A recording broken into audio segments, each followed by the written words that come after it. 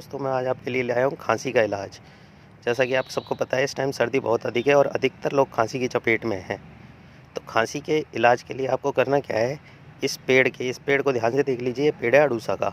इसे अपन वासा भी कहते हैं और ये अपने अलवर क्षेत्र में, बालाकिला क्षेत्र में बहुत अधिक मात्रा में पाए जाते हैं। तो आप वहाँ से ले लीजिए। अगर आपको नहीं प्राप्त होता है तो मुझसे संपर्क कर सकते हैं आप इसके पेड़ के पत्ते के लिए। तो मैं आपको बताता हूँ इसका प्रयोग कैसे करना है।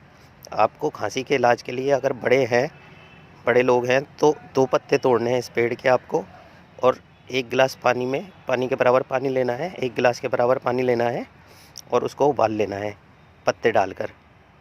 जब पानी आधा रह जाए तो उसको पीने लायक हो जाए जब, तो उसको पी लीजिए। तो आप देखेंगे एक ही बार में आपकी खांसी चली जाएगी। अगर नहीं जाती है तो ज़्यादा से ज़्यादा आप इसको 2 बार लीजिए, 2 बार में चली जाएगी। और यदि बच्चे हैं तो केवल एक ही पत्ता तोड़कर प्रयोग में लेना है, वही 1 गिलास पानी में।